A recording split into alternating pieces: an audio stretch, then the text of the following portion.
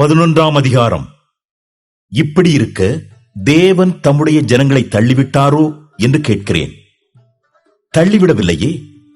நானும் ஆபிரகாமின் சந்ததியிலும் பென்யமீன் கோத்திரத்திலும் பிறந்த இஸ்ரவேலன். தேவன் தாம் முன்னறிந்து கொண்ட தம்முடைய ஜனங்களை தள்ளிவிடவில்லை. எலியாவை குறித்து சொல்லிய இடத்தில் வேதம் சொல்லுகிறதை அறியீர்களா? அவன் தேவனை நோக்கி, கர்த்தாவே, உம்முடைய தீர்க்கதரிசிகளை அவர்கள் கொலை செய்து உம்முடைய பலிபீடங்களை இடித்து போட்டார்கள். நான் ஒருவன் மாத்திரம் மீதியாயிருக்கிறேன், என் பிராணனையும் வாங்க தேடுகிறார்களே என்று இஸ்ரவேலருக்கு விரோதமாய் விண்ணப்பம் பண்ணின போது அவனுக்கு உண்டான தேவ உத்தரவு என்ன? பாகாலுக்கு முன்பாக முழங்கார் படியிடாத 7000 பேரை எனக்காக மீதியாக வைத்தேன் என்பதே. அப்படி போல இக்காலத்திலேயும் கிருபையினாலே உண்டாகும் தெரிந்து கொள்ளுதலின்படி ஒரு பங்கு மீதியாயிருக்கிறது. அது கிருபையினாலே உண்டாயிருந்தால் கிரியைகளினாலே உண்டாயிராது. அப்படியல்லவென்றால் கிருபையானது கிருபையல்லவே. அன்றியும் அது கிரியைகளினாலே உண்டாயிருந்தால் அது கிருபையாயிராது. அப்படியல்லவென்றால் கிரியையானது கிரியையல்லவே. அப்படியானால் என்ன? இஸ்ரவேலர் தேடுகிறதை அடையாமல் இருக்கிறார்கள், தெரிந்து கொள்ளப்பட்டவர்களோ அதை அடைந்திருக்கிறார்கள். மற்றவர்கள் இன்றைய தினம் வரைக்கும் கடினப்பட்டிருக்கிறார்கள். கனநித்திரையின் ஆவியையும் காணாதிருக்கிற கண்களையும் கேளாதிருக்கிற காதுகளையும் தேவன் அவர்களுக்கு கொடுத்தார் என்று எழுதியிருக்கிறபடி ஆயிற்று. அன்றியும் அவர்களுடைய பந்தி அவர்களுக்கு சுருக்கும் கண்ணியும் இடறுதற்கான கல்லும் பதிலுக்கு பதிலளித்தலுமாக கிடவது. காணாதபடிக்கு அவர்களுடைய கண்கள் அந்தகாரப்பட கிடவது. அவர்களுடைய முதுகை எப்போதும் குனிய பண்ணும் என்று தாவீதும் சொல்லியிருக்கிறான். இப்படி இருக்க விழுந்து போகும்படிக்காய் இடறினார்கள் என்று கேட்கிறேன். அப்படியல்லவே.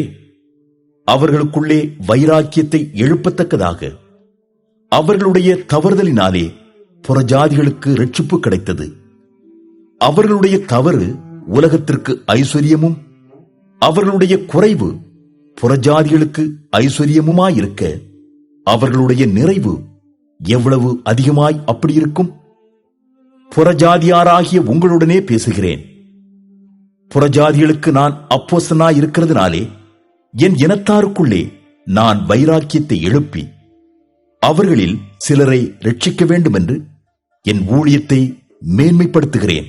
அவர்களை தள்ளிவிடுதல் உலகத்தை ஒப்புரவாக்குதலாயிருக்க அவர்களை அங்கீகரித்துக் கொள்ளுதல் என்னமாயிராது? மரித்தோரிலிருந்து ஜீவன் உண்டானது போலிருக்கும் அல்லவோ?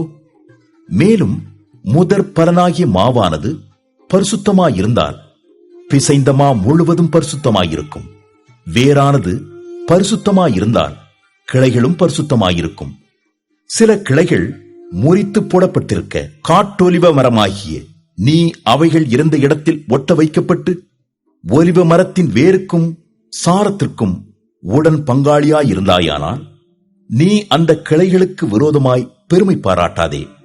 பெருமை பாராட்டுவாயானால் நீ வேரை சுமக்காமல் வேர் உன்னை சுமக்கிறது என்று நினைத்துக்கொள்.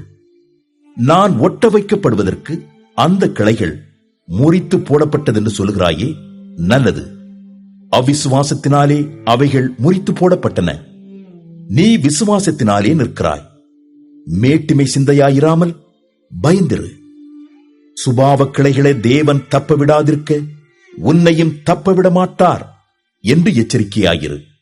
ஆகையால் தேவனுடைய தயவையும் கண்டிப்பையும் பார். விழுந்தவர்களிடத்திலே கண்டிப்பையும் உன்னிடத்திலே தயவையும் காண்பித்தார். அந்த தயவிலே நிலைத்திருப்பாயானால் உனக்கு தயவு கிடைக்கும். நிலைத்திராவிட்டால் நீயும் வெட்டுண்டு போவாய். அன்றியும் அவர்கள் அவிசுவாசத்திலே நிலைத்திராதிருந்தால் அவர்களும் ஒட்ட வைக்கப்படுவார்கள். அவர்களை மறுபடியும் ஒட்ட வைக்கிறதற்கு தேவன் வல்லவராயிருக்கிறாரே. சுபாவத்தின்படி காட்டொலிவ மரத்திலிருந்து நீ வெட்டப்பட்டு சுபாவத்திற்கு விரோதமாய் நல்ல ஒலிவ மரத்திலே ஒட்ட வைக்கப்பட்டிருந்தால் சுபாவ கிளைகளாகிய அவர்கள் தங்கள் சுய ஒலிவ மரத்திலே ஒட்ட வைக்கப்படுவது அதிக நிச்சயமல்லவா? மேலும் சகோதரரே, நீங்கள் உங்களையே புத்திமான்கள் என்று எண்ணாதபடிக்கு ஒரு ரகசியத்தை நீங்கள் அறிய வேண்டும் என்றிருக்கிறேன்.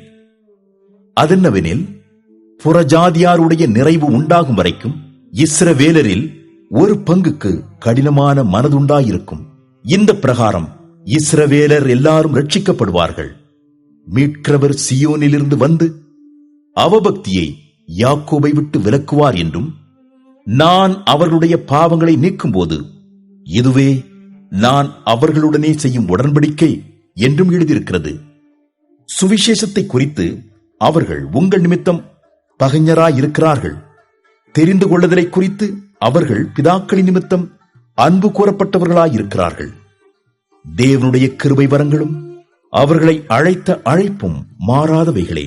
ஆதலால் நீங்கள் முற்காலத்திலே தேவனுக்கு கீழ்ப்படியாதிருந்து இப்பொழுது அவர்களுடைய கீழ்ப்படியாமையினாலே இரக்கம் பெற்றிருக்கிறது போல, அவர்களும் இப்பொழுது கீழ்ப்படியாமல் இருந்தும் பின்பு உங்களுக்கு கிடைத்த இரக்கத்தினாலே இரக்கம் பெறுவார்கள். எல்லார் மேலும் இரக்கமாயிருக்கத்தக்கதாக தேவன் எல்லாரையும் கீழ்ப்படியாமைக்குள்ளே அடைத்து போட்டார். தேவனுடைய ஐஸ்வர்யம், ஞானம், அறிவு என்பவைகளின் ஆழம் எவ்வளவாயிருக்கிறது! அவருடைய நியாய தீர்ப்புகள் அளவிடப்படாதவைகள், அவருடைய வழிகள் ஆராயப்படாதவைகள். கர்த்தருடைய சிந்தையை அறிந்தவன் யார்? அவருக்கு ஆலோசனைக்காரனாயிருந்தவன் யார்? தனக்கு பதில் கிடைக்கும்படிக்கு முந்தி அவருக்கு ஒன்றை கொடுத்தவன் யார்? சகலமும் அவராலும் அவர் மூலமாயும் அவருக்காகவும் இருக்கிறது. அவருக்கே என்றென்றைக்கும் மகிமை உண்டாவதாக. ஆமென்.